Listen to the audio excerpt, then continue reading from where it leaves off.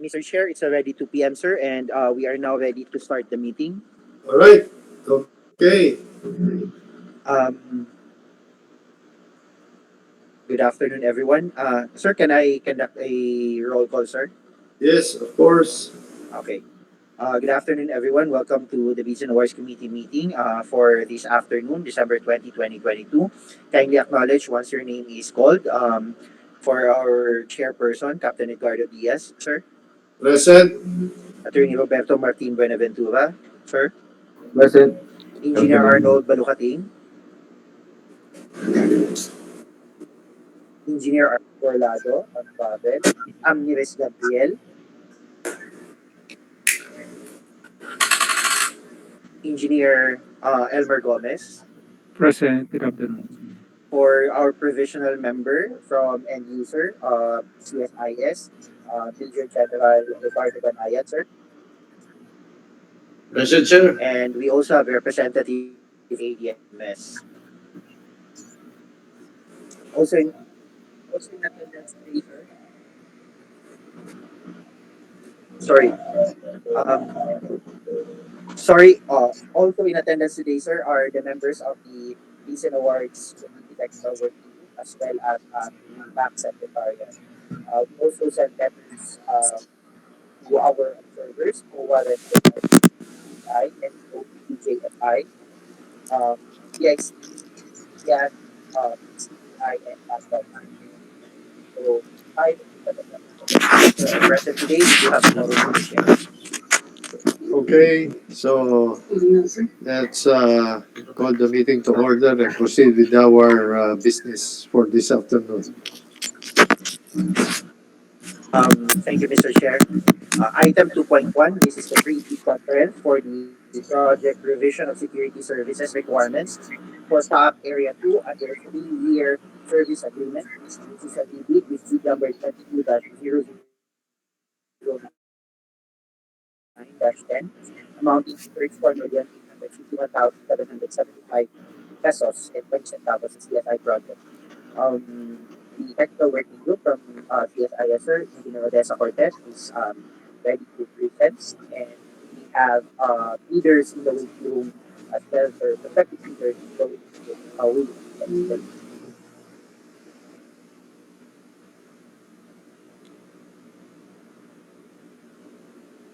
um, check leaders, prospective leaders.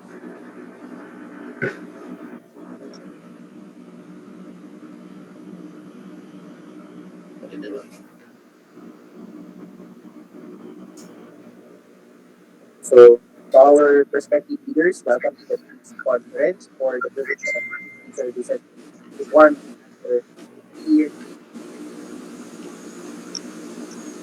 Um, for records purposes, may we request our leaders to type at back your name and the company you represent. Thank you. Go ahead, CSIS. About them.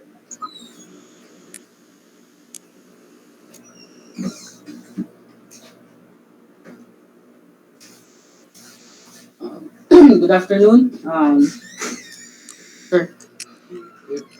Good afternoon. Welcome to the pre-bid conference for the provision of security services requirement under a three-year service agreement for CAAP Area 2. This is a pre-bid with a bid number 22009-10.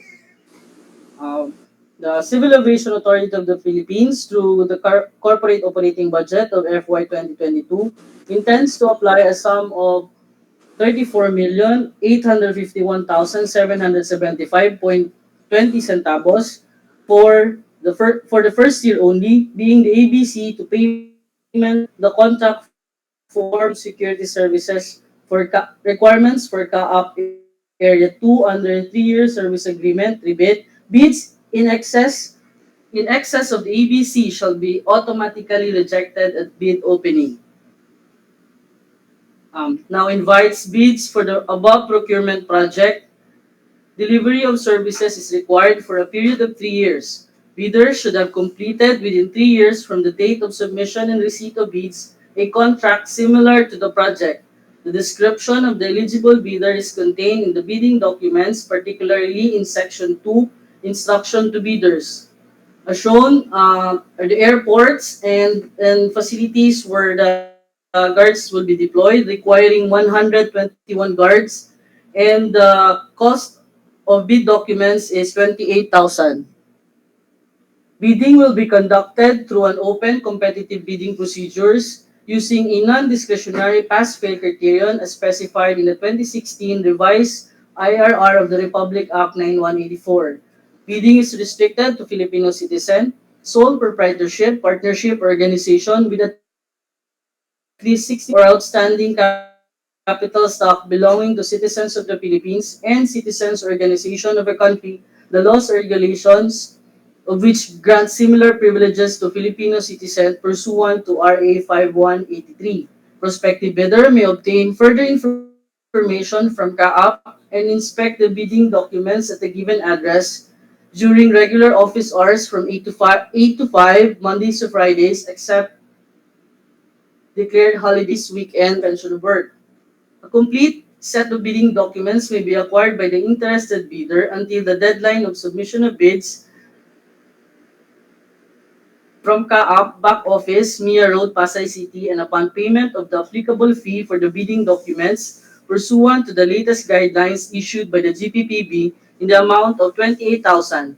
The procuring entity shall allow the bidder to present its proof of payment for the fees by presenting the official receipt in person or through email. Bids must be received by the BAC Secretariat through manual submission at the office address given on or before January 5, 2023 at 10 a.m. Late bids shall not be accepted. All bids must be accompanied by bid security in any of the acceptable forms and in the amount stated in the ITB Clause 14. Bid opening shall be on January 5, 2023 at 10 a.m. at the CAAP back office and or via Google Meet. Bids will be open in the presence of the bidder's representative activity. The CAAP reserves the right to reject any and all bids, declare a failure of bidding, or not award a contract at any time prior to contract award in accordance with Section 25.6 and 41 of the 2016 revised IRR of RA 9184, without thereby incurring any liability to the affected bidder or bidders. You may visit our website for downloading of the bidding documents, as shown the PhilJEP's website and the CAAP website. For further information, please refer to Engineer Leandro Arvarquez, the overall head for the back secretariat, or call to our telephone number 027-944-2358. For the instruction to bidders with corresponding BDS or bid data sheet under ITB Clause 5.3 for eligible bidders. The bidders must have completed within at least 3 years prior to the submission and receipt of bids a single contract that is similar to the project, equivalent to at least 50% of the ABC, or have at least two contracts and aggregate contract amount should be equivalent to at least 50% of the ABC, with the largest of the similar contracts being equivalent to at least 25% of the ABC. For this purpose, similar contracts shall refer to two contracts involving provision of security services. Under ITB 7.1, subcontracting. Subcontracting is not allowed. Under ITB 10.1, documents comprising the bid for eligibility and technical components. Bidder shall submit all eligibility and technical documents as specified in Section 8, Checklist of Technical and Financial Documents. The checklist will be discussed later.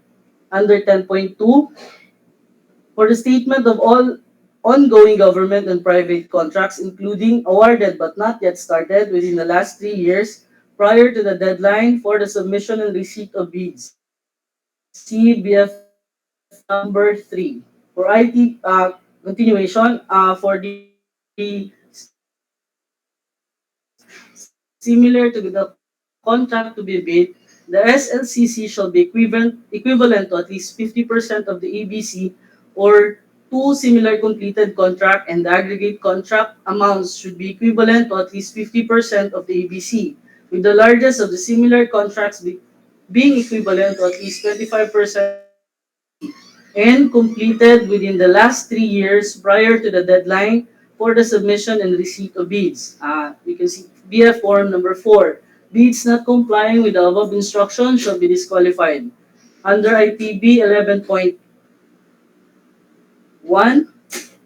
uh, for the documents comprising the bid financial component, the bid form or BF form number 14 and financial proposal sheet BF form number 15 shall be used for the bidder's sum of its total of its financial proposal. The bidder shall also submit its bill of quantities using the BF form 16 under section 8. The bidder cannot change formulas or amounts indicated in the BOQ and should supply only amounts corresponding to agency fee, value-added tax, and minimum contract rate. The BOQ shall be accomplished, submitted by region, and must be dated and signed by the bidder's authorized signatory. Bids not complying with the above instruction shall be disqualified. ITB 11.3, bid exceeding the ABC of the project shall be disqualified. Under ITB 12.0, as shown is the computation for the ABC based on the Region 2 Cagayan Valley wage order rate. For ITB 14.1, for the bid security shall be in the form of a bid securing declaration or any of the following forms and amounts. The amount of not less than 697,035.50, which is equivalent to 2% of the EBC if the bid security is in cash, cashier's or manager's check, bank draft or guarantee, or irrevocable letter of credit, or the amount of not less than 1,742,588.76, which is equivalent to 5% of the EBC if the bid security is in surety bond. Under ITB 15.0, or the sealing and marking of bids, each and every page thereof shall be initialed or signed by the duly authorized representatives of the bidder, submitted electronically and marked with index in in the form of, for example, page 3 of 100. Pagination should be sequential based on the entire span of the whole document. And number 2, each bidder shall submit one original copy of the first and second component of its bid. All pages of the bid proposal shall be signed or initialed by the principal bidder or the bidder's authorized representative. Bids not complying with the above instruction shall be disqualified. Under ITB 19.1, the bidder must render its statement of compliance and conformity with the bidding documents as enumerated and specified in Section 6, Schedule of Requirements, and Section 7, Technical Specification. Under 19.3, as shown is the breakdown for the ABC based on salaries and wages, agency fee, and 12% BAT. For the NFCC, under 19.5, NFCC computation or committed line of credit from a universal or commercial bank, C Form BF Form 5. Under 20.1, or for under post-qualification, other appropriate documents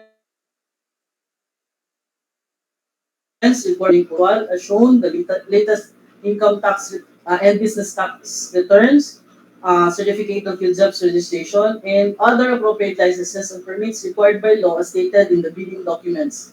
Failure to submit any of the post-qualification requirements on time, or a veracity or a finding against the veracity thereof, shall disqualify the bidder for award. The CAAP shall thereafter award the contract to the next lowest calculated responsive bid.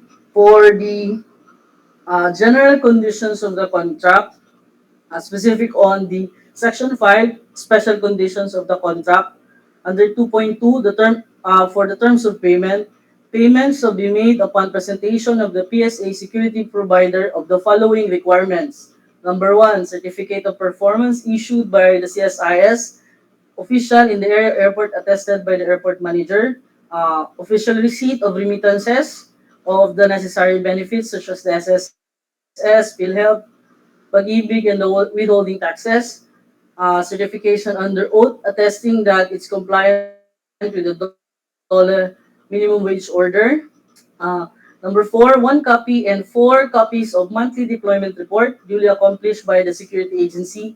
Number five, certification under oath attesting its prompt payment of wages and benefits of security guards and the monthly disposition report stamped and received by the PNP SOSHA for the prior month. For the PSA taxes due in relation to the contract in full amount and on time. Its failure to do so shall entitle CAAP to suspend payments for the services delivered by the PSA under Executive Order 398. The billing statement with attachment, as stated in SCC GCC Clause 2.2, items 1 to 6 shall be submitted on or before the 10th day of the next billing month. Non-submission of the said documents will subject to the penalty provision as stated in the table of offenses or violations and penalties as attached Annex D. Performance of the security services under contract shall likewise be in accordance with the terms of reference. For GCC 3.0, refer to Section 9 of the terms of reference. And for 4.0, for inspections and inspections and tests that will be covered are the following. Physical condition of goods, conformity of goods to the technical specification, authenticity of goods, and whether goods delivered are functioning. Non-compliance or violation of the items in Clause 4.0 shall result in the cancellation or termination of security services contract based on the findings of the Technical Inspection and Acceptance Committee during the TIA of the project. Under Section 6, for the schedule of requirements, as shown, are deployed Ligaraw Airport, Cagayan Airport, Basco, Palanan, Bagabag, Itbayat, and SSR Apari. For the manpower requirements,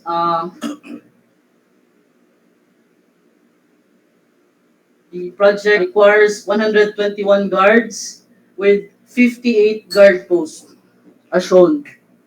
For the work shift schedule, as shown is the sample of the work shift schedule. However, the airport or the facility has the option to adopt the work shift schedule as long as it is an 8-hour rotational work shift. For the equipment requirements, um, the project requires firearms and ammunition, communication equipment, motor powered vehicles, other security equipments, and individual uniform for guards. For the firearms and ammunition, this project requires 9mm pistol and 12 GA shotgun. As shown are the respective requirements with regards to the number and the number of firearms and number of ammunition. For the communication equipment, as shown, the, the, the project requires base radio, handheld radio, and cellular phone. For motor-powered vehicles, we require four-wheel vehicle and motorcycles. The respective number requirements are shown. For other security equipment, handheld metal detector, megaphone, UVIM, handheld searchlight, digital cameras, reflectorized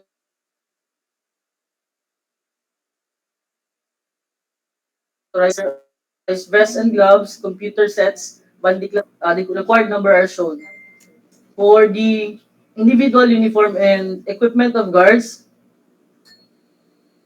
as shown, the uniform of the guards, Class A, rain boots, raincoats, medical pouch, handcuffs, flashlights, night baton, and whistle. For the activities from the notice of award, as shown, submission of from the submission of tow files, screening and interview of guards, training of ABSEC for security guards, then the TIAC inspection and the actual deployment of the qualified security guards, which is 7 days after the receipt of the notice to proceed. For the qualification of security personnel, the project will require three as types of security personnel: the detachment commander, head guard or shift in charge, and the security guards. For the detachment commander, we require that it must have at least 5 years experience in the operations of security detachment with minimum manpower complement of not less than 50 guards. And we require a valid security officer license. For the head guard and shift in charge, also we require the the head guard or shift in charge valid security officer license and must have at least 3 years experience in operations of a security of the PSA. For security guards, you require 2 years experience as a security guard and valid security guard license. For the other security requirements such as training and liaison office, as discussed earlier, we will the PSA provider shall undergo basic aviation training or phase 1 theoretical conducted by the CSIS 120 calendar days after the receipt of notice of award. And for the security personnel to undergo AVSEC recurrency training every 2 years for previously deployed aviation security personnel. And the PSA provider must establish a liaison office near in any satellite airports or facilities of CAAP Area 2, complete with office equipment, consumable office supplies, and manned by an office clerk or personnel at company expense 1 week prior deployment. Also, additional training, conduct at least 2 relevant trainings or seminars such as but not limited to the following as shown: bomb recognition, behavioral detection, crowd control, and CPR and first aid training. For the security survey report that will be submitted per airport and per facility, prospective bidders shall conduct security survey in each airport or facility. The format of the survey must be in accordance with the form provided in this bidding document. For the security plan, also be submitted per airport or per facility. The security plan of the PSA shall form part of the bidding document. CSIS will send a written notification to or the security provider on the revisions, if any. Thereafter, the final security plan must be submitted upon issuance of the notice to proceed. Under Section 8, Checklist of Technical and Financial Documents. For Envelope 1, the technical component. Under Tab A, Notarized Checklist of Requirements for Bidders. Tab B, one passport size photo colored with accompanying 3 initial specimens of the authorized representative, notarized authority of the signing official or SPA, or Secretary Certificate. Tab D1, Notarized Omnibus Sworn Statement with Secretary Certificate or SPA. Also included in Tab 1, certification under oath attesting that they have no pending case or cases against the government, in addition to the eligibility requirements as prescribed under the 2016 revised implementing rules and regulation. Legal clearance to be issued by the CAAP Enforcement Legal Service, notarized affidavit of undertaking that the PSA shall submit the following criteria and bid bulletin. Under Tab D, legal clearance to be issued by CAAP Enforcement and Legal Service with respect to the non-pending cases of the prospective bidder. Tab E, PhilJobs registration and membership. Also attach registration certificate from SEC, mayor's or business permit, tax clearance, and audited financial statement for FY 2020 and 2021. Under tab F, certified true copy of the PSA valid and current regular license to operate. Tab G, certified true copy of clearance of no derogatory record or certificate of no pending case as PSA issued by the PNP SOSHA. Tab certified true copy of valid and current certificate of registration as contractor issued by the Regional Office of Dole. I-1, a statement of all ongoing government and private contracts, including contracts awarded but not yet started within the last 3 years, prior to the deadline and submission of bids. Tab I2, the SLCC. Tab G, financial documents for eligibility check or the NFCC. Tab K, bid securing declaration. Tab L, compliance conformity with the bidding documents as specified in Section 6 and Section 7. Tab M, certificate of performance from 3 periods for the last 3 months prior to the opening of bids. Tab N, authority to conduct site inspection. Tab O, certificate of site inspection for each airport or facility, which will be accompanied by a photocopy of the company ID of the person and a photocopy of the airport or the facility logbook. Tab P, security plan, duly signed by the certified security practitioner. Q1, company profile of and organizational structure of the PSA. Tab Q2, security management expertise and experience of key officers. Tab R, latest monthly disposition report received by PNP SOSHA. Tab S1, certificate of availability of required firearms. Tab S2, certificate of availability of required communication equipment. Tab S3, certificate of availability of required transportation or vehicle to be supplied by the PSA. Tab S4, certificate of availability of required other supplies, equipment, paraphernalias to be supplied by the PSA. For tab T1, T2, T3, clearance certificates from SSS, Pag-ibig, PhilHealth, and BIR. For tab U1 and U2, certification of no pending or no pending labor standards violation issued by DOLE and NLRC. Tab V, notarized affidavit of undertaking. Tab W, security survey report. Tab X, photocopy of official receipt as proof of purchase of the bidding documents issued by CAAP. And Tab Y, supplemental or bid bulletin if any. For envelope 2, for the financial component, um, tab AA, bid form. For tab BB, financial proposal submission sheet. And tab CC, bill of quantities. That's all, Mr. Chair.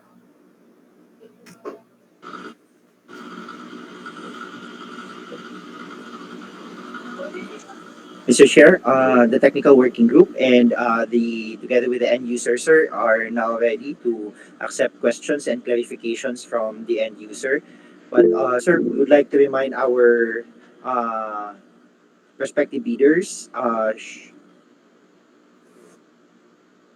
to please wait to be acknowledged and kindly raise your kindly press the raise hand button before you raise your clarifications or questions. We have here, Mr. Chair, Okay. uh, Lord Philip, Mr. Chair, would wish to be recognized. Sige, go ahead, attorney.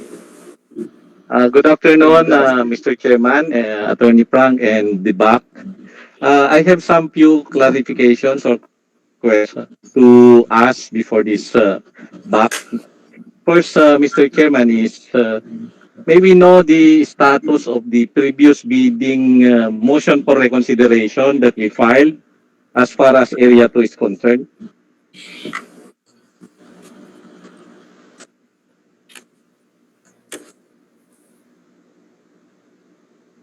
Okay, kindly stand by, sir. Thank you, Um, sir. sir, we'll check, sir.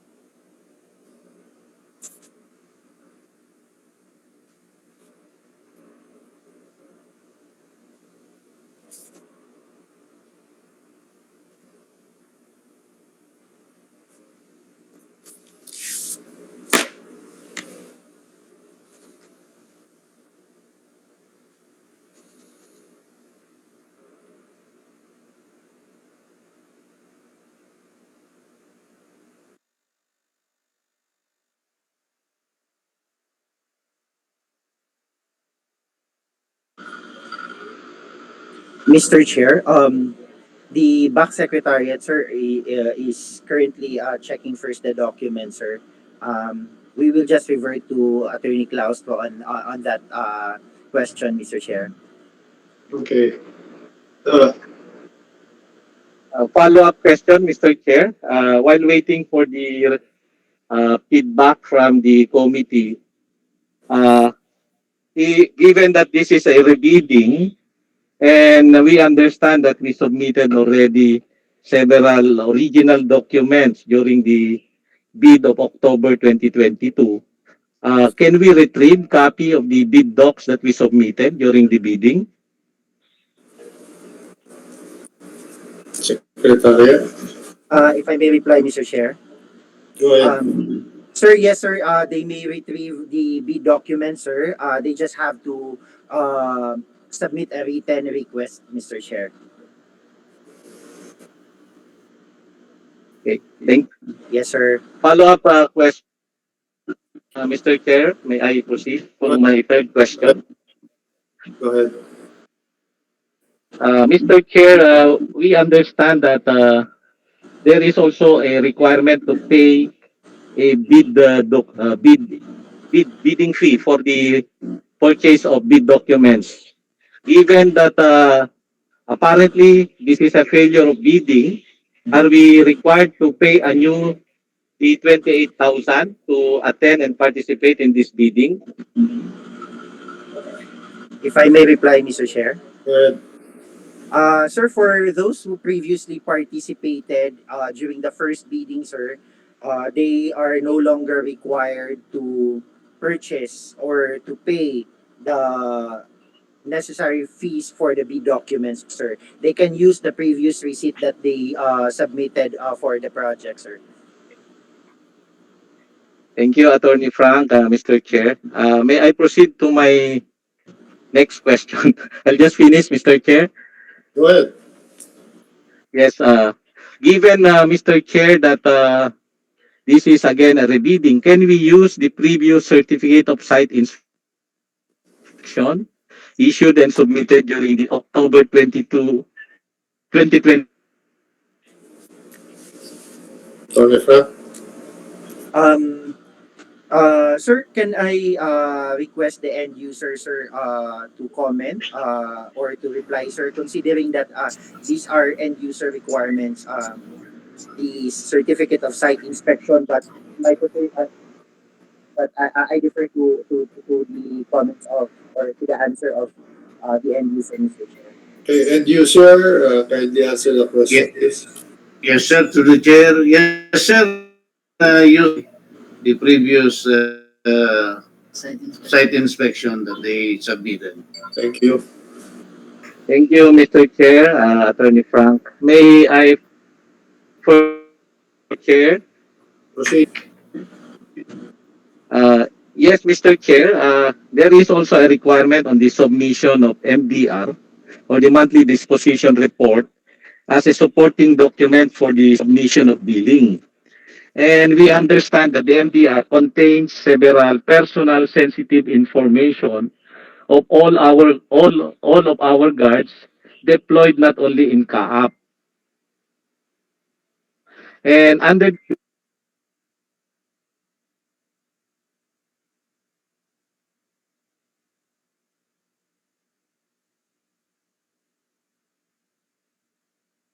data privacy law, creation of such requirement will be an additional requirement of doing business which we believe and submit that it has no relation to the billing.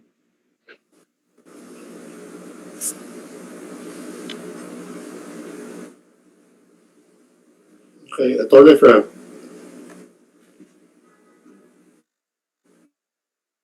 Attorney Frank, you are on mute. If I may be the monthly disposition reports, we allowed to Go ahead. reply, sir. We will seek clearance again with this clarification on this matter, sir, with our enforcement and legal service. And should it be necessary for us to issue bid bulletin, sir, to reflect the changes, whether these are uh, this will no longer be required or will still be required, the end user, sir, will just prepare the bid bulletin required for this, sir. All right, thank you. Does that answer the question? Yes, Mr. Chair, I have two more questions, if I may be allowed, Mr. Chair. Go ahead, sir. With respect again to the provision for penalty for delayed billing, Mr. Chair, we understand that there is a specific cut-off to submit the billing, but among the requirements for the submission of billing is the proof of receipt or payment of SSS and government use. And the proof of payment are not yet available on the stated cut-off. So are we going to push through with this without being penalized?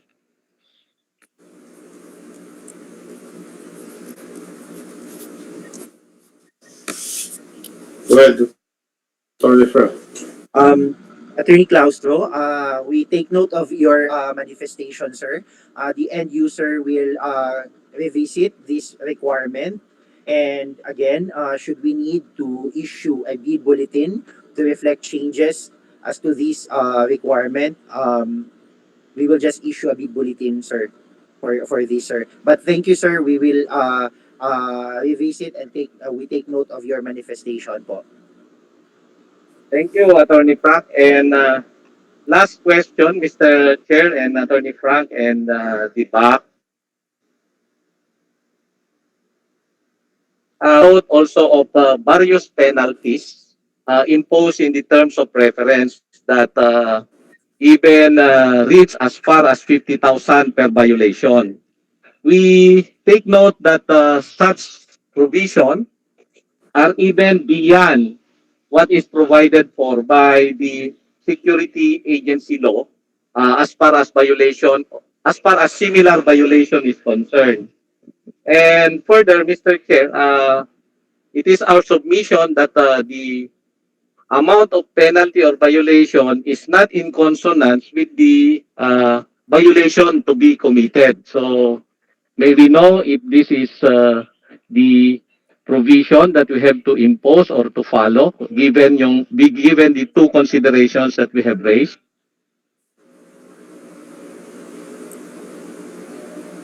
Attorney Frank, you are mute.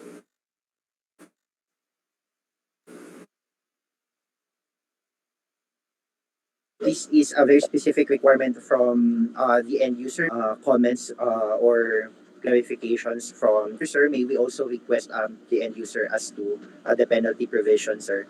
But as far as the technical working group is concerned, sir, the requirement as indicated in the B documents will apply unless there are changes or the end user as far as the comments of Attorney Claustro is concerned would like to reconsider such requirement and it will be included in the big bulletin.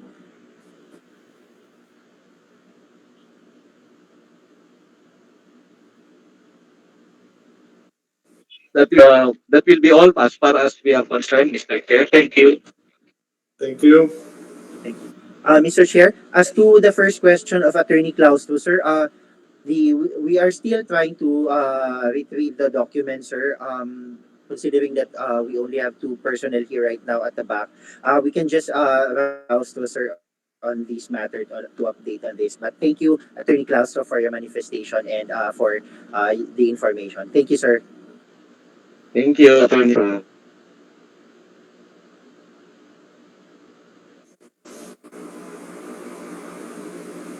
Do we have other questions from other bidders?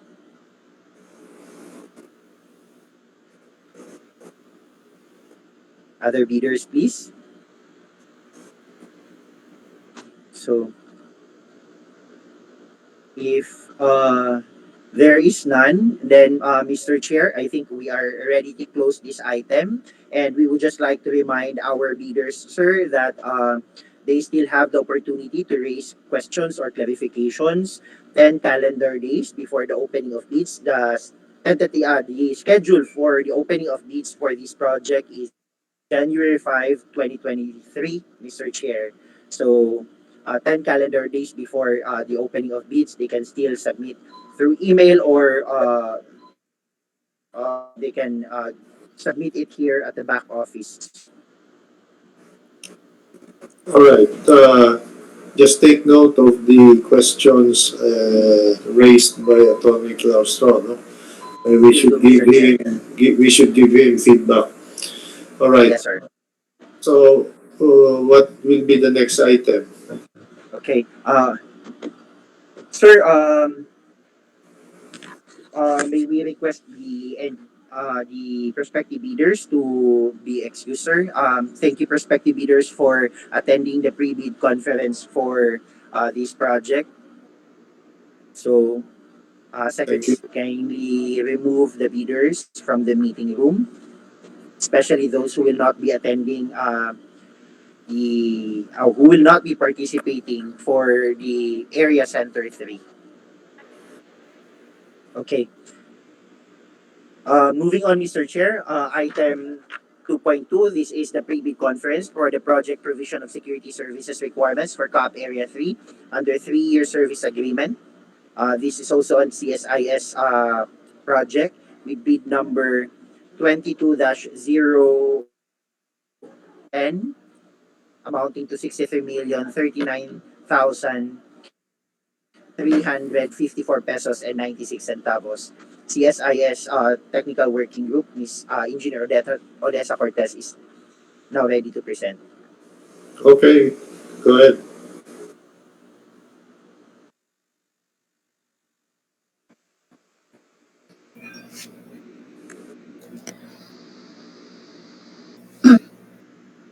Welcome to the pre-bid con for provision of security services for under 3-year service for CAAP Area 3. This is a rebid project with bid number 22010-10. CAAP, through the corporate operating budget for FY 2022, intends to apply the sum of 63,039,354.96 for the first year only, being the ABC to payments under the contract for provision of security services for CAAP Area 3 under 3-year service agreement. Bids received in excess of the ABC shall be automatically rejected at bid opening. The CAAP now invites bids for the above procurement project. Delivery of of the services is required for a period of 3 years. Bidders shall have completed within 3 years of the date of submission and receipt of bids a contract similar to the project. The description of the eligible bidder is contained in the bidding documents, particular in section 2 of instruction to bidders. The shown are the airports and facilities where the guards shall be deployed. For this project, we will be requiring 235 guards, and the cost of the bid documents is 56,000. Bidding will be conducted through open competitive bidding procedures using a non-discretionary pass-fail criterion as specified in the 2016 revised IRR of the Republic Act 9184. Bidding is restricted to Filipino proprietorship, partnership, or organization with at least 60% interest or outstanding capital stock belonging to citizens of the Philippines and to citizens and organizations of a country, the laws or regulations of which similar rights or privileges to Filipino citizens pursuant to RA 5180. Prospective bidder may obtain further information from CAAP and inspect the bidding documents as at the address during regular office hours 8 to 5 from Mondays to Fridays except declared holidays, weekends, and suspension of work. A complete set of bidding documents may be acquired by interested bidders until the deadline of submission of bids from CAAP back office Mia Road, Pasay City, and upon payment of applicable fee for the bidding documents pursuant to the latest guidelines issued by the GPPB in the amount of 56,000. The procuring entity shall allow the bidder to present its proof of payment for the fees by presenting the official receipt in person or through email. Bids must be duly received by the BAC Secretariat through manual submission at the office given or on or before January 5, 2023 at 10 a.m. Late bids shall not be accepted. All bids must be accompanied by a bid security in any of the acceptable forms and in the amount stated in ITB Clause 14. Bid opening shall be on January 5, 2023 at 10 a.m. at the CAAP back office and or via Google Meet. Bids will be open in the presence of the bidders' representatives who choose to attend the activity. The CAAP reserves the right to reject any and all bids, declare a failure of bidding, or not award the contract at any time prior to contract award in accordance with Section 35.6 and 41 of the 2016 revised IRR of RA 9184 without thereby incurring any liability to the affected bidder or bidders. You may visit the following website for downloading of the bidding documents as shown the PhilJobs website and the CAAP website. For further information, please refer to Engineer Leandro Arverquez, the overall head back secretariat, or call to our telephone number 027-944-2358. For the instruction to bidders under with corresponding BTS for ITB Clause 5.3 for eligible bidders.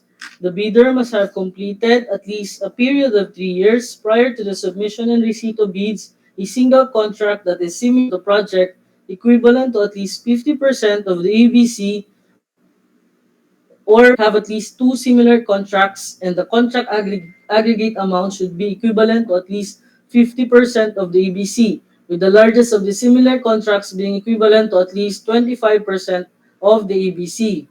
For this purpose, similar contracts shall refer to contract involving provision of security services. Under ITB 7.1, subcontracting is not allowed. Under ITB 10.1, documents comprising the bid for eligibility and technical components. The bidder shall submit all eligibility and technical documents as specified in Section 8, Checklist of Technical and Financial Documents. ITB 10.2 for the statement of all ongoing government and private contracts, including contracts awarded but not yet started within the last 3 years prior to the deadline for the submission and receipt of bids. And for the statement of single largest for the bidder's single largest completed contract similar to the contracts to be bid, the SLCC shall be equivalent to at least 50% of the ABC or two similar completed contracts, and the aggregate contract amount should be equivalent to 50% of the ABC, with the largest of the similar contracts being equivalent to at least 25% of the ABC, and completed within the last 3 years prior to the deadline for the submission and receipt of bids. Bids not complying with the above instruction shall be disqualified. Under ITB 1011.1, documents comprising the financial component, the bid form and financial form shall be used for the bidder's sum total of its financial proposal. The bidder shall also submit the bill of quantities or BOQ using the forms under Section 8.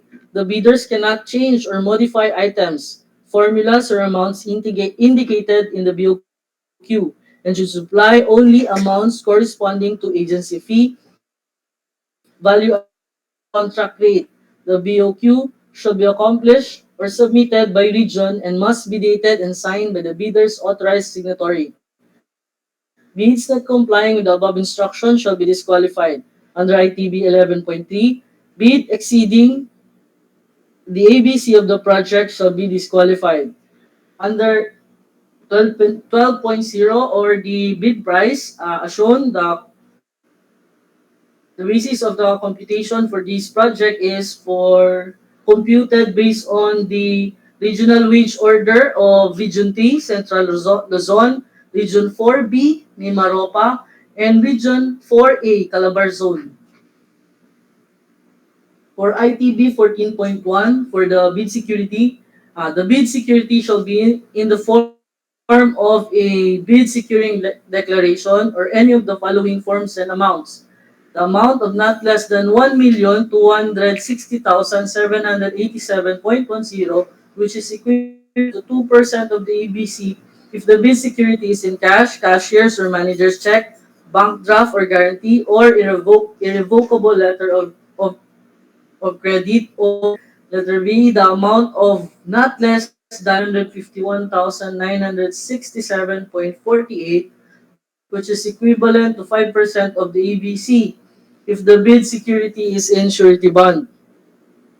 For ITB 15, sealing and marking of bids, each and every page thereof shall be initialed or signed by the duly authorized representatives of the bidder. Submitted eligibility, technical, and financial documents shall be properly marked with index tabs or ear tabs and must be sequentially paginated in accurate order in a form of page 3 of 100. Pagination should be sequential based on the entire span of the whole document inside the envelope. Each bidder shall submit one original copy of the first and second components of its bid. All pages of the bid proposal shall be signed or initialed by the principal bidder or bidder's authorized representative. Bids not complying with the above instructions shall be disqualified. Under ITB 19.1, under detailed evaluation and comparison of bids, the bidder must render its statement of compliance or conformity with the bidding document enumerated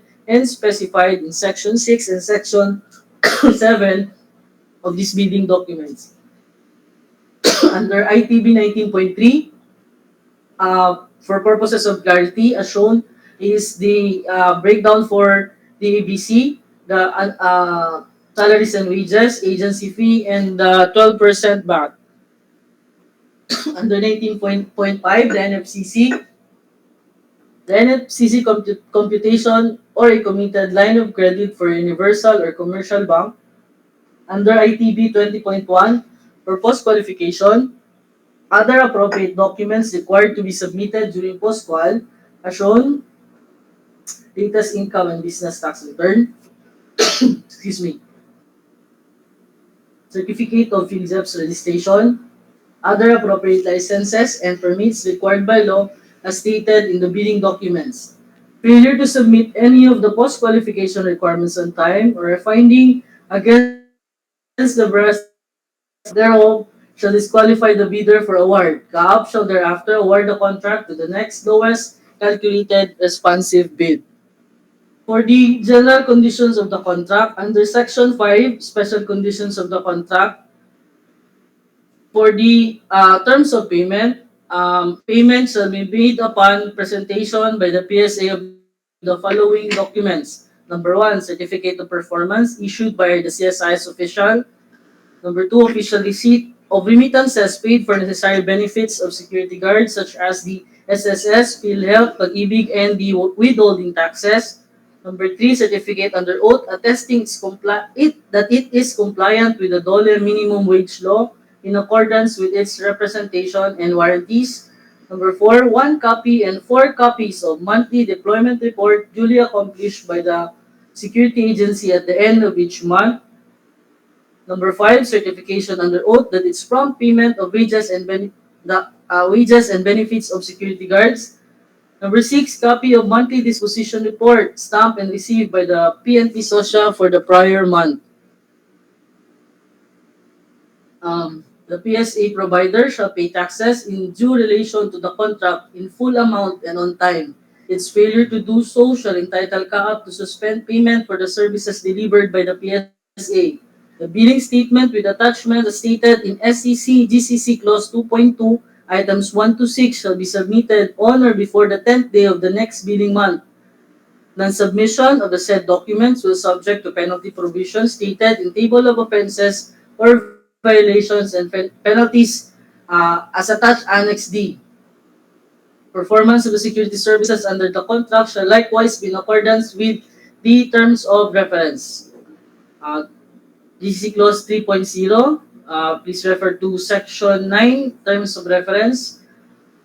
Um, GC Clause 4.0, inspection and test that will be covered. Physical condition of goods, conformity of goods to the technical specification, authenticity of goods, whether goods delivered are functioning, non-compliance or violation of items stated in Clause 4.0 shall result in cancellation or termination of security services contract based on the findings of the TIAC inspection.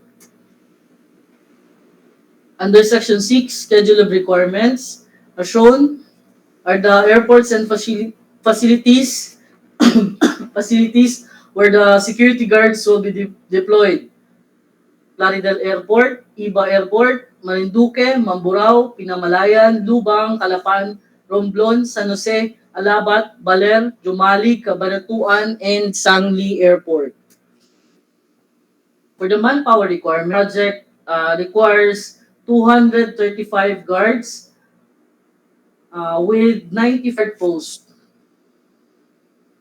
For the manpower requirements, the under workship schedule, the workship schedule is an 8-hour rotational workship. For the equipment requirement, firearms and ammunition, we will require 9mm pistol and 12 GA shotguns with their respective ammunitions as shown. For the communication equipment, the project requires base radios, handheld radios, and cellular phones. The number of the required communication equipment is as shown. For the motor-powered vehicles, we require four-wheel vehicle and motorcycle.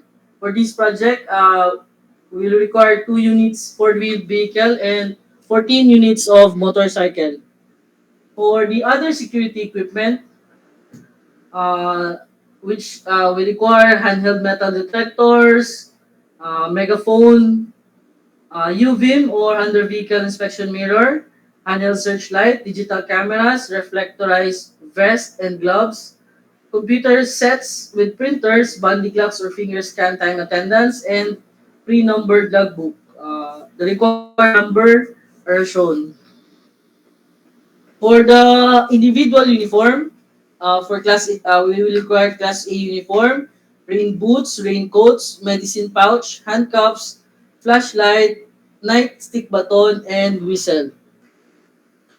For the activities, from the notice of award, 7 calendar days after the notice of award, submission of CSIS to CSIS, the 2-1 files, screening and interview of guards, training of basic ABSEC, then the TIAC inspection, and finally the actual deployment of qualified guards, which is 7 calendar days after the receipt of notice to proceed. For the qualification of security personnel, this project requires 3 types of security personnel. The detachment commander, head guard or shift in charge, and the security guard. For the detachment commander, it must have at least 5 years experience in the operations of security detachment with a minimum manpower complement of not less than 50 and must possess a valid security officer license. For the head guard or shift in charge, the same with the detachment commander, we will require a valid security officer license and must have at least 3 years experience in operation or security supervision. And for the head guard, for the security guard, we will only require at least 2 years experience as security guard and valid security guard license. For the other security requirements, such as for training and liaison office, the PSA must undergo PSA security personnel or guards under CAAP Area 2 basic aviation security training phase 1 to be conducted by the CSIS Mobile Training Team 120 calendar days after the receipt of notice of award.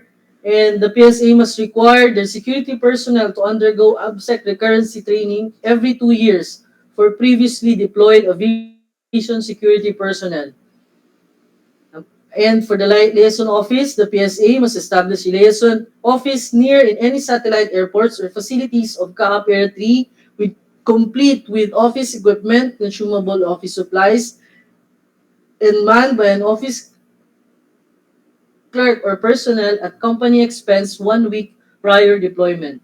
And for additional training, the PSA must conduct at least two relevant security trainings such as but not limited to the following as shown: bomb recognition or bomb threat management, behavioral detection and profiling, crowd control and management, CPR, and first aid training. For security survey report, it will be submitted per airport and per facility. The prospective bidder shall conduct security survey in each airport or facility. The format of the security survey report must be in accordance with the form provided in this bidding document. For the security plan, also must be submitted per airport and per facility. The security plan shall form part of the bidding documents. CSIS shall send a written notification to the PSA or the security provider on revisions, if any. Thereafter, the final security plan must be submitted upon issuance of the notice to proceed. For Section 8, checklist of technical and financial documents. For the technical component, under Tab A, notarized checklist of requirements for bidders. For Tab B, one passport size photo colored with accompanying three signatures and three initial specimens of the authorized representative. Tab C, notarized authority of signing official or SPA or secretary certificate. Notarized Tab D1, notarized omnibus sworn statement with secretary certificate or SPA as applicable. This shall include the following documents as attachments to the omnibus sworn statement as shown: certification under oath attesting that they have no pending case against the government. Number two, legal clearance to be issued by CAAP, enforcement and legal service with respect to non-pending cases of the prospective bidders against the authority. Number three, notarized affidavit of undertaking that the PSA shall submit with the following criteria. Number four, bid bulletin. Tab D2, legal clearance to be issued by the enforcement and legal service with respect to the non-pending cases of the prospective bidders against the authority. Tab E, PhilJEP's registration and membership with attached document, registration certificate from SEC, mayor's or business permit, tax clearance, and audited financial statement for 2020 to and 2021. And Tab F, certified true copy of the PSA valid and current regular license to operate as private security agency issued by the PNP SOSHA. Tab G, certified true copy of clearance of no derogatory record or certificate of no pending as PSA issued by PNP SOSHA. Tab H, certified true copy of valid and current certificate of registration as contractor issued by the bidder by the Regional Office of DOLE. Tab I1, statement of all ongoing government and private contracts including contracts awarded but not yet started within the last 3 years. Tab I2, statement of bidder's single largest completed contract. Tab J, financial documents for eligibility or the NFCC. Tab K, bid securing declaration. Tab L, compliance conformity with the bidding documents as specified in Section 6 and Section 7. Tab, notarized certificate of satisfactory performance from at least three previous clients for the last 3 months. Tab N, authority to conduct site inspection duly signed by the ADG2 of CSIS or is duly authorized representative. Tab O, certificate of site inspection duly signed by the airport or area manager or CSIS or any facility officer in charge. Also, shall include the photocopy of the company of the a photocopy of company ID of the person who conducted the site inspection and the photocopy of the airport or facility visitors logbook. Tab P, security plan, duly signed by a certified security practitioner. Tab Q1, company profile and organizational structure of the PSA. Tab Q2, certificate, security management expertise and experience of key agency officers and personnel. Tab R, latest monthly disposition report or the MDR. 3 consecutive months prior to the submission and opening of bid. Tab S1, certificate of availability of the required firearms and ammunition to be supplied by the PSA.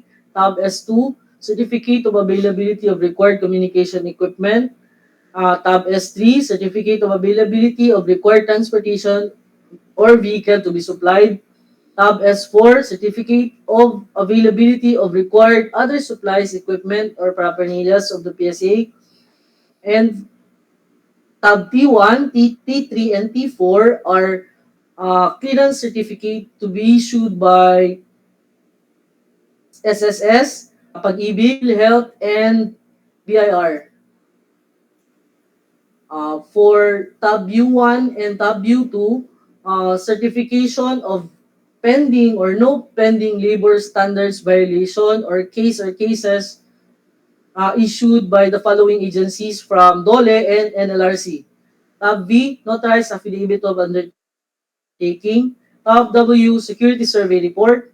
Tab X, photocopy of official receipt as proof of purchase of the bidding documents issued by CAAP. And tab Y, supplemental or bid bulletin if any. For the second envelope, the financial component, tab AA, bid form. Tab BB, financial proposal submission sheet. Tab CC, bill of quantities. Uh, that's all, Mr. Chair. Thank you.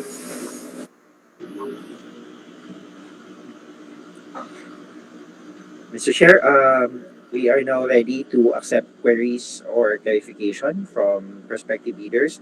Again, reminder to our prospective bidders, can you press the raise hand button and wait to be recognized? Um,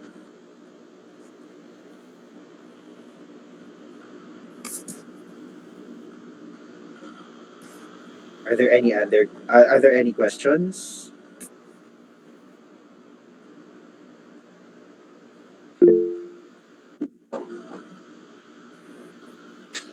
So, just a reminder to our bidder, should you wish to raise questions, just press the raise hand button. Mr. Chair, Go ahead, attorney. yeah, I pressed the raise button. Yes, Ah, yeah. go ahead. Go ahead, Attorney Claustro. Thank you, Mr. Chair and Attorney Frank. I just want to raise and replete all the concerns and queries that I raised earlier in Area 2, in this project as well. All right. Mr. That is noted, attorney. And one additional clarification, Mr. Chair, with Go ahead. respect to the requirement of clearance, it was mentioned there that there is a requirement for current. So when we say current, do we have any uh, reckoning point within which to indicate in the clearance, especially the date of issuance?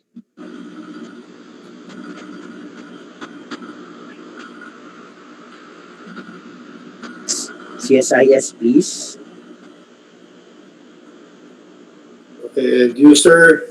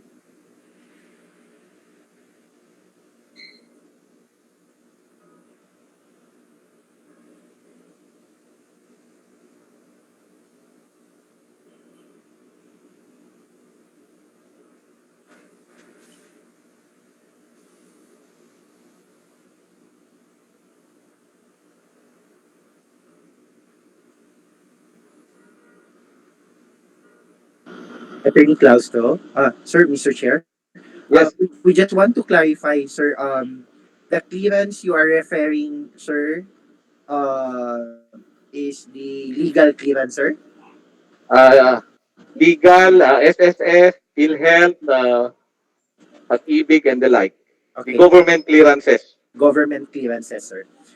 So, I think for CSI, the prospective bidder is asking whether when we say current clearance, we are referring to what period? I mean, it's within within 3 months from the opening of bids, or it depends on the requirement of CSIS. But we would like to seek comments from CSIS on this, sir, or clarification.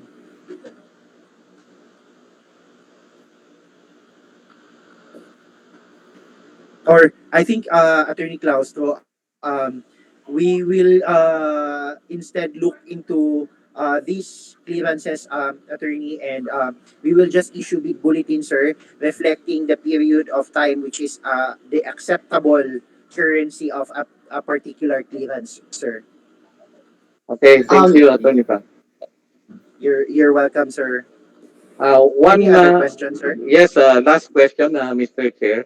Go It's ahead. a clarification regarding the requirement employment of guards at least 2 years experience. We understand that these areas are either experience in this area. Can there be a possibility that such requirement be relaxed during deployment?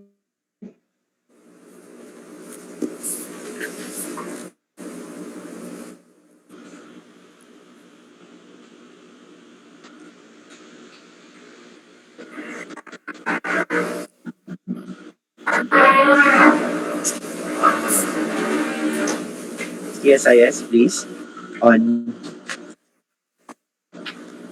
the question of Attorney Claustro. Sir, we will just, I request that we issue a bulletin for that comment.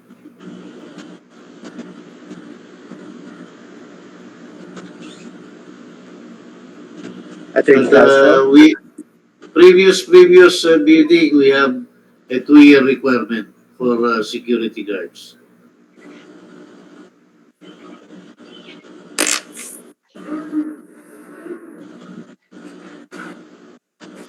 Attorney Claustro, we will again we will revisit the provision, the requirement, sir, and we will reevaluate whether we still would maintain that requirement, or make the necessary changes to that. And of course, big bulletin will be issued to reflect changes as well, sir. Thank you, Attorney Frank. Thank you, Attorney Claustro. Any other comments po, or I mean, any other questions or clarifications from other prospective bidders? Eagle One, Security, uh, sino pa ba nandito? I think we only have Eagle One and Eagle Matrix. No. Aloha Security Agency. If wala na po, then Mr. Chair, we can now close this item. We will just would like to remind Mr. Chair that the bidders can still submit questions and clarifications 10 calendar days before the opening of bids, Mr. Chair. And they can send it through email or written queries here at the back office. All right, if there is no more question, then we'll proceed with the next. Thank you, Mr. Chair. Thank Um, you. thank you Thank you. po. Thank Thank you you for po. attending. We move on now, sir, to item 2.3, which is the pre-bid conference for the provision of security services requirements for CAAP Area 8 under a three-year service agreement. Bid number 22-013-10, amounting to 45,846,100 pesos and 8 centavos. CSIS Technical Working Group. Engineer Odessa Cortez will present this project, sir. Okay.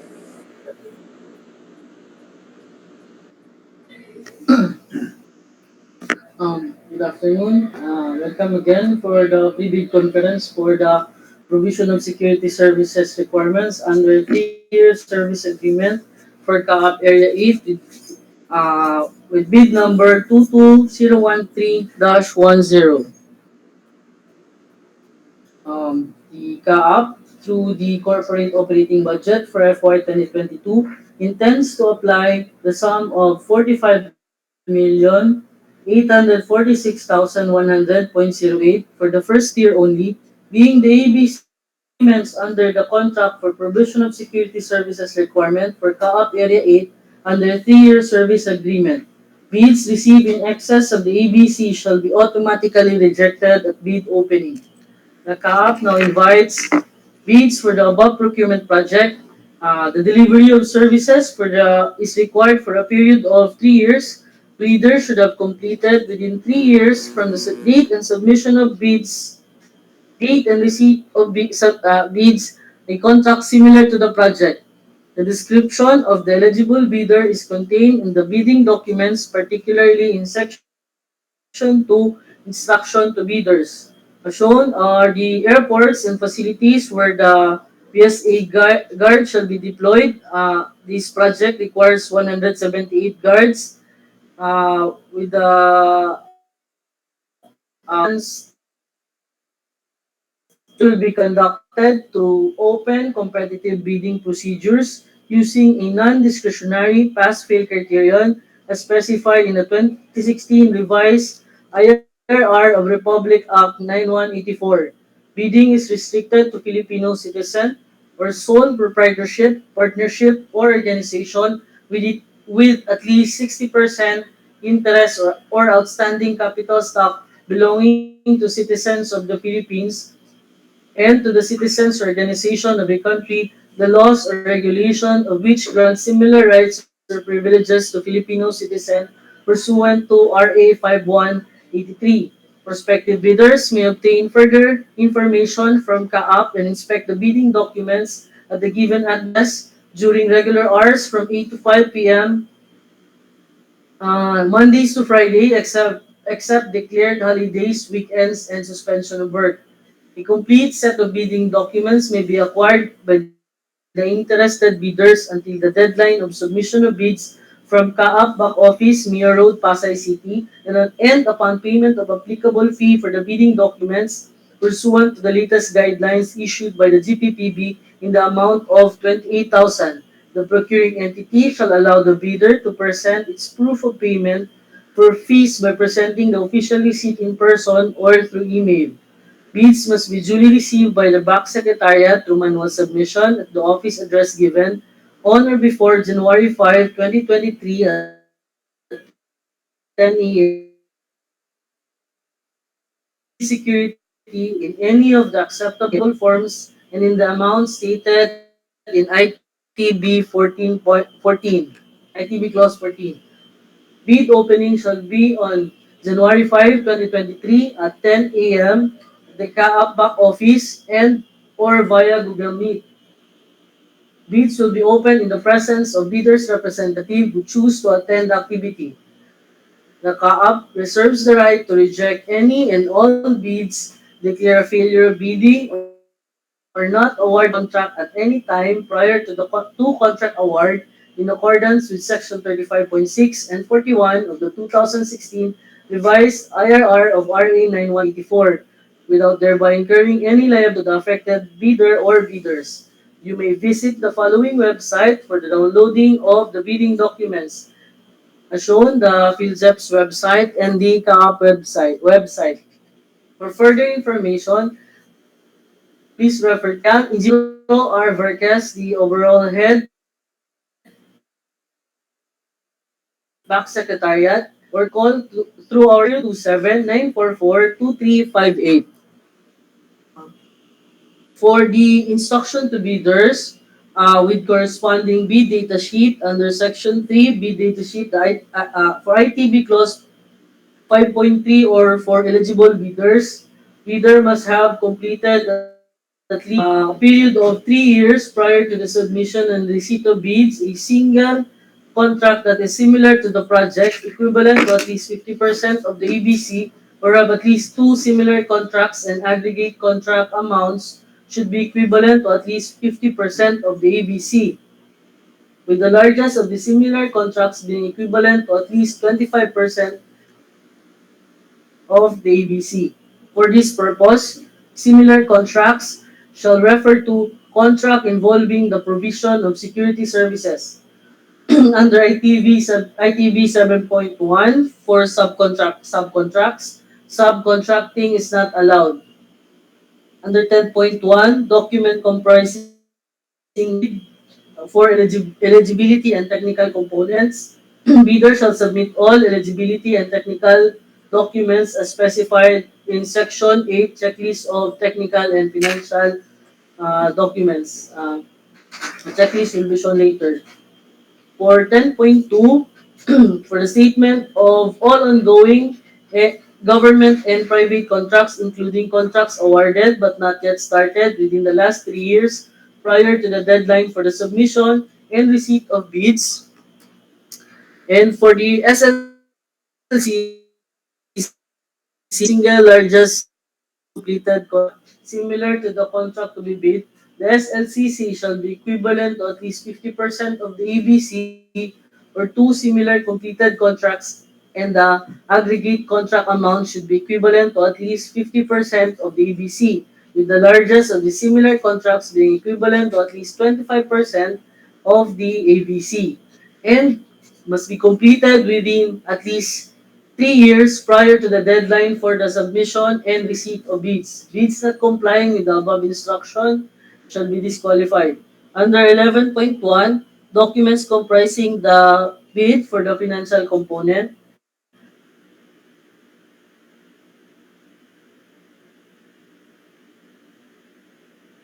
the bid total of each financial proposal.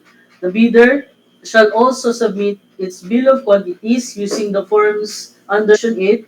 The bidder cannot change or modify item formulas or amounts indicated in the BOQ, and should supply only amounts corresponding to the agency fee, value added tax, and minimum contract rate.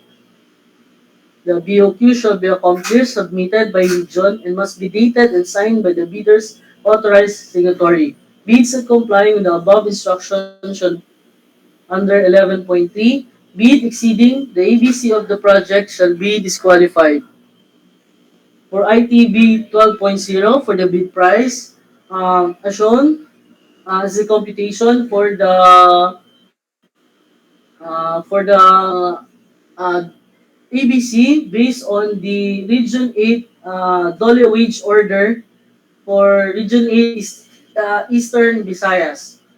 For ITB 14.1, bid security, be in form of bid securing declaration or any of the following forms and amount.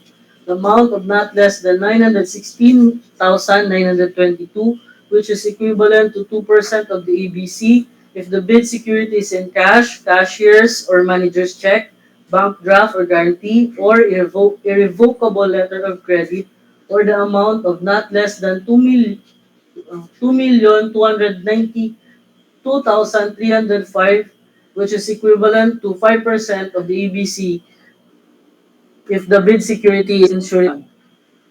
For ITB 50.0, for sealing of bids, each and every page thereof shall be initialed or signed by the duly authorized representative of the bidder.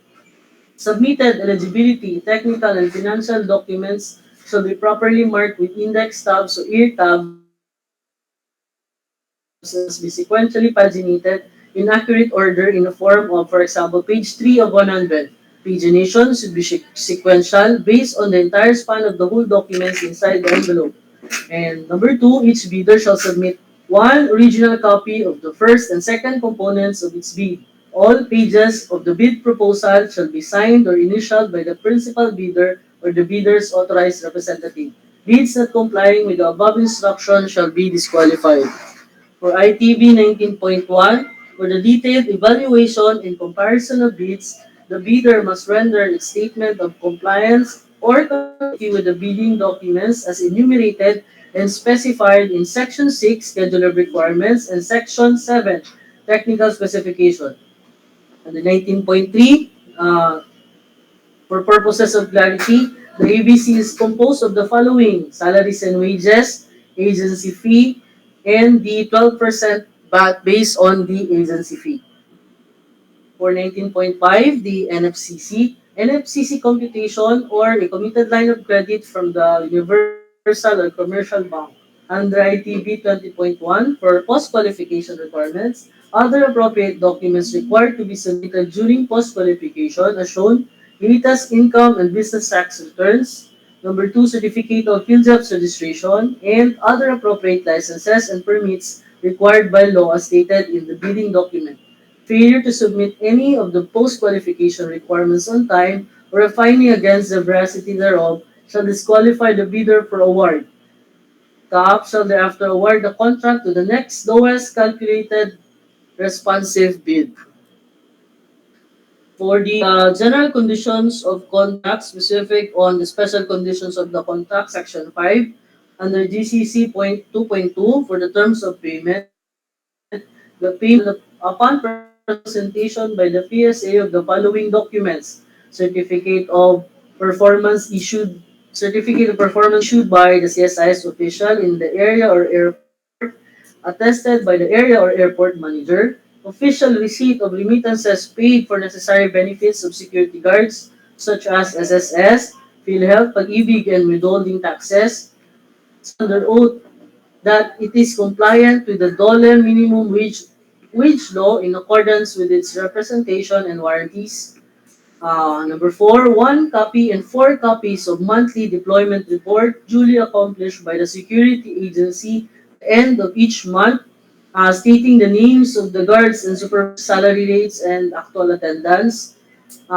Number 5, certification of attesting its prompt payment of wages and benefits of guards. Number 6, copy of monthly disposition report received by PNP.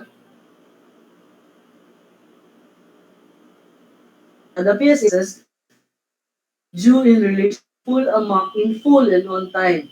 Its failure to do so shall entitle CAAP to suspend payment for the services delivered by the PSA. The billing statement with attachment as stated in SEC GCC Clause 2.126 shall be honored before the 10th day of the next billing month. Non-submission of the said documents will subject to the penalty provisions stated in Table of Offenses or Violations and Penalties, as attached Annex D. Performance of security services under contract shall likewise be in accordance with the terms of reference. GCC Clause 3.0, please refer to Section 9 of the Terms of Reference. For GCC Clause 4.0, for the inspection and test that will be covered are the following: physical condition of goods, conformity of the goods to the technical specification, authenticity of goods, and whether goods delivered are functioning.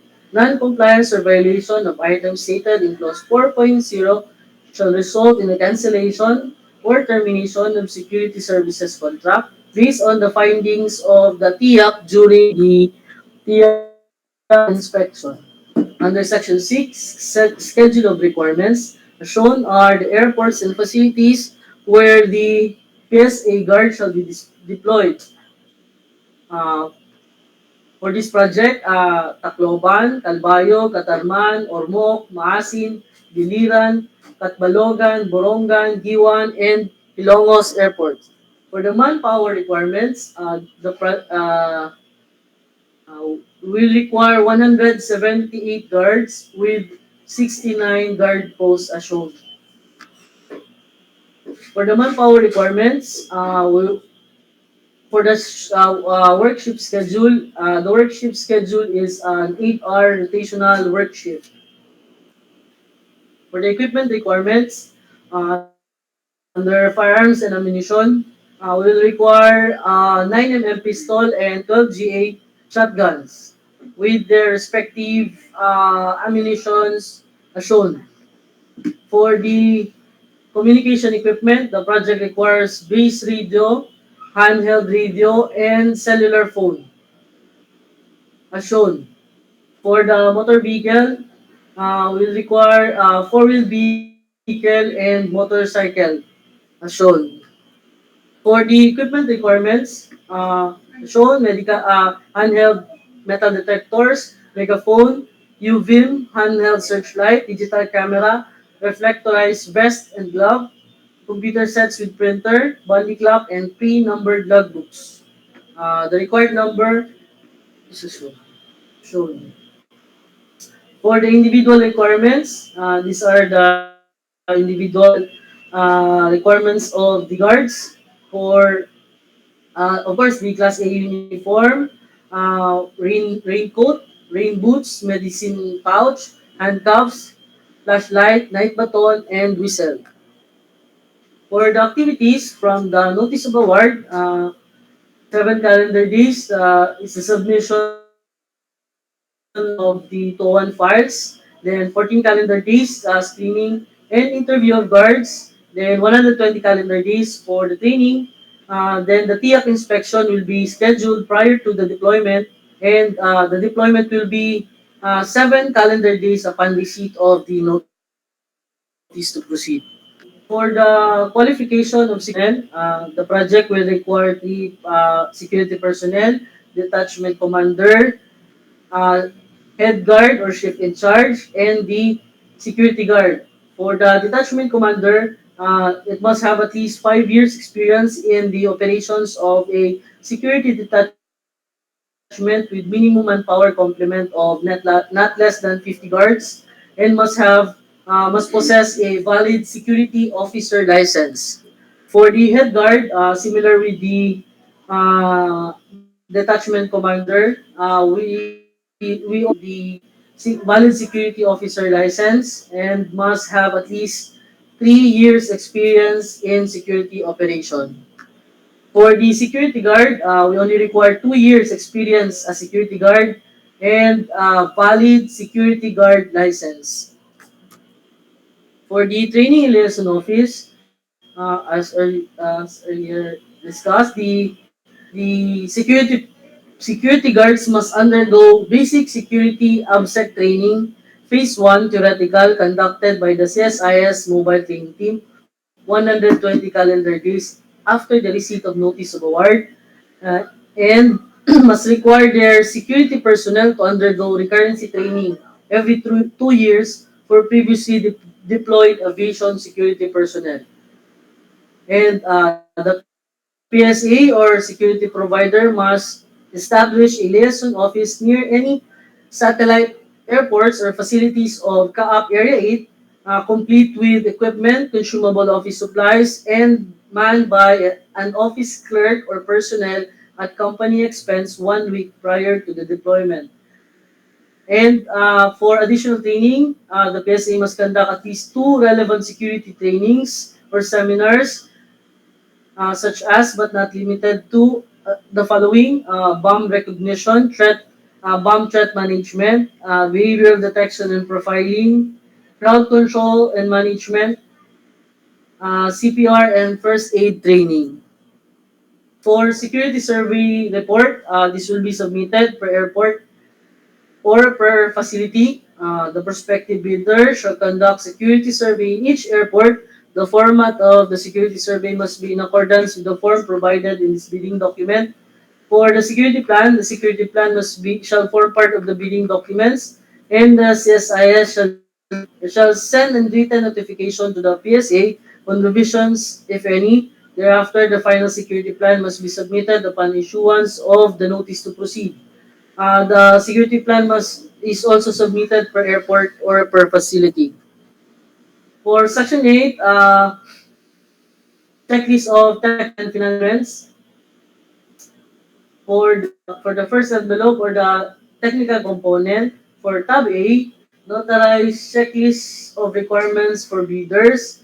B, one passport size photo colored with accompanying three signatures and three specimen of authorized representative.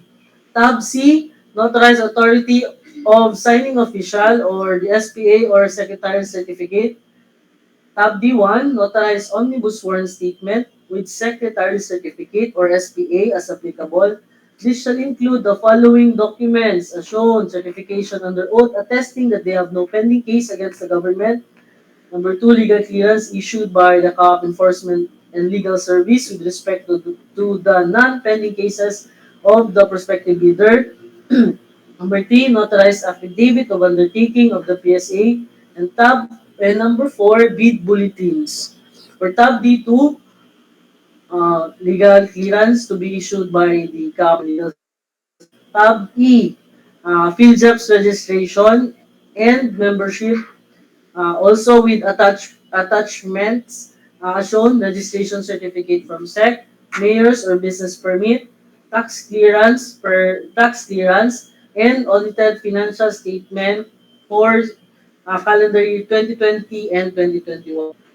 Tab F, certified true copy of PSA valid and current regular license to operate as private security agency issued by PNP SOSHA. Tab G, certified true copy of clearance of no derogatory record or certificate of no pending case as PSA issued by PNP SOSHA. Tab H, certified true copy of valid and current certificate of registration as contractor issued to the bidder by Regional Office of DOLE. Tab I1, statement of all ongoing government and private contracts. Tab I2, statement of bidder's single largest completed contract or the SLCC. Tab J, financial documents for eligibility check or the NFCC. Tab K, bid security declaration form. Bid securing declaration form. Tab L, compliance or conformity with the bidding documents as specified in Section 6 and Section 7. Tab M, notarized certificate of satisfactory performance from at least three previous clients for the last 3 months prior to the opening and submission of bid. Tab N, authority to conduct site inspection duly signed by ADG2 of the CSIS or its duly authorized representative. Tab O, certificate of site inspection duly signed by the area or airport manager or CSIS area supervisor or any airport or facility officer in charge. Also, this shall include the photocopy of the company ID of the person who conducted the site survey, site inspection, and photocopy of the airport or facility visitor's logbook. Tab P, security plan duly signed by certified security practitioner per airport or per facility. Tab Q1, company profile and organizational structure of the PSA. Tab Q4, security management expertise and experience of key officers and personnel of the PSA. Tab R, latest monthly disposition report, stamp received by PNP SOSHA. Tab S1, certificate of availability of required firearms and ammunition to be supplied by the PSA. Tab S2, certificate of availability of required communication equipment to be supplied by the PSA. Tab S3, certificate of availability of required vehicle to be supplied by the PSA. And tab S4, certificate of availability of required other supplies or equipment or paraphernalia to be supplied by the PSA. Tab T1, T2, T3, and T4, clearance certificate to be issued from SSS, Pag-ibig, uh, PhilHealth, and BIR, which is valid as of the date of submission and opening of bids. For tab U1 and U2, certification of pending or no pending labor standards violation case or cases valid as of date of submission and opening of bids, certification from DOLE and NLRC. Tab B, notarized affidavit of undertaking. Tab W, security survey report. This is to be accomplished per airport or per facility. Tab X, photocopy of official receipt as proof of purchase of the bidding documents issued by CAAP. And tab Y, supplemental bid bulletin, if any. For the second envelope or the financial component, tab AA, bid form, tab BB, financial proposal submission sheet, and tab CC, bill of quantities. Uh, that's all, Mr. Chair. Thank you.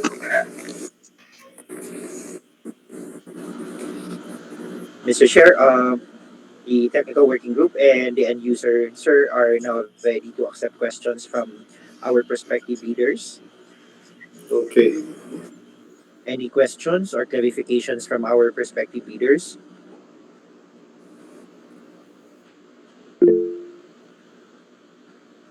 So Mr. Stelsen. Hi, sir. Good afternoon. Sir, I just want to clarify on tab N, which is the site security survey. And I believe that this is prior to the submission of the bid. We will conduct or we will go to the sites for the security survey, right?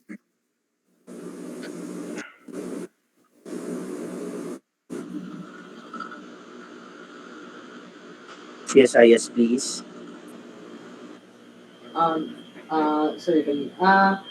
Yes, ano po, magkakandak po kayo ng ng security survey doon sa mga airports and facilities na discuss kanina. Okay, But sir. you have, yes sir, you have to present the receipt para po makakuha kayo ng authority to conduct site inspection. Okay. So we have to buy first the bid documents if in case we should authority to conduct a survey, and then that's the time we can proceed with the survey. Did I get the instruction right? Yes sir. All right. Thank you. Uh, Good afternoon for Allah Security Agency. Go ahead, sir. Yeah, we have a question on page 25. This is regarding price of goods computed based on Region 8 Eastern Visayas Dole Wage Order RB 821 effective date June 27, 2022. Um, Actually, the second tranche of this is January 2, 2023. So are we going to use RB 822 or RB 821? Um, Mr. Chair, if I may, Go ahead. um, ang gagamitin po natin yung 2022 kasi yun yung naging basis ng ABC namin. So RB 820. Yung, opo, yung nakalagay ng basis as computation namin, yun po yung gagamitin natin. Okay, noted po. Thank you.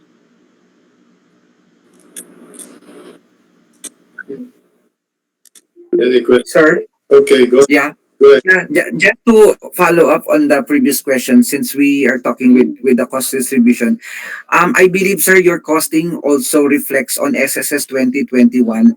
However, we all already have a notice from the SSS that we will be increasing by January 1, 2023. So we will still use the 2021 SSS contribution,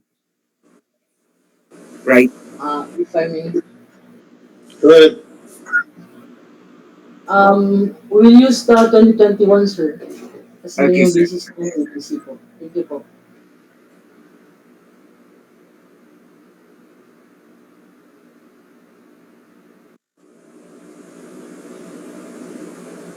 Any other question?